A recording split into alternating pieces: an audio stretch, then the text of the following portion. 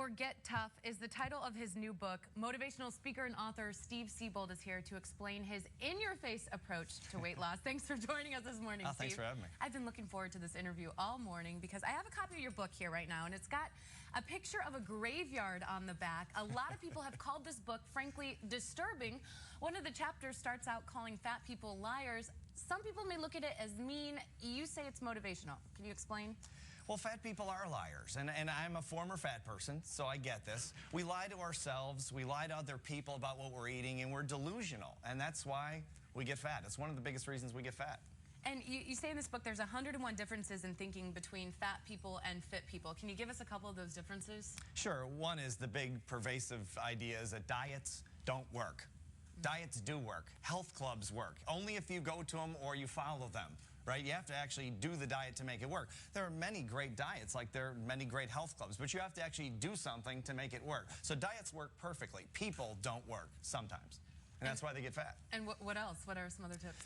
A lot of people think 99% compliance is good. If I stay on my diet 99% of the time, then I'm doing great because it's better than I did last year, which was 50%. 99% compliance sucks. I'm sorry, it's the best way to say it. You shouldn't say it on TV, but it does. It sucks because 99% compliance will keep you fat. It's the kind of thinking that keeps people where they are. And you were saying earlier that, you know, some people blame the economy, they're too busy working, taking care of their kids, and you're calling them liars. You say that they have no excuse not to lose weight. Can you explain this? No excuse whatsoever. I'm not saying it's not tough. I mean, it was tough for me too. This is not an easy thing to do, especially if you're really obese or you've been fat for a long time. It's not an easy thing to do. It is simple. And part of the simplicity of it is getting mentally clear and mentally tough and growing up and emotionally and saying, I'm going to do this. Put the donut down and go work out and you'll start to get thin. I don't care how busy you are. This is doable. And so you say before, quote, you were once a fat tub of lard with a large pot belly. I appreciate you bringing that up, Amber. I really do.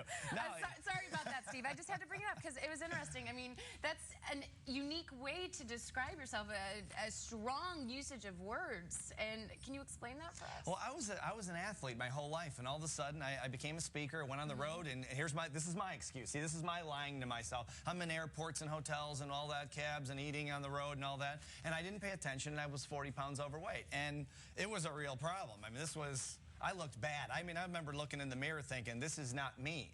You know, I'm a mental toughness coach for major corporations. I need to clean this up. And 12 weeks later, I wrote a program, and I cleaned it up, and that was it. It was the end of it. For someone out there watching right now, your book doesn't come out until August, correct? July. July. It's on ebook right now on a website, but the hardback doesn't come out until July. So say before they can go out and maybe get your book or another book, they want to start this morning losing weight. What is your #1 tip that they need to do? Make a decision.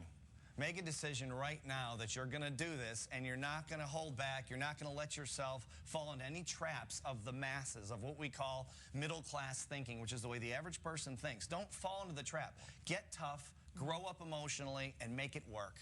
Done. End of story. All right. Thanks, Steve, for joining us. Thanks, Amber. Thanks for having me. Thank you.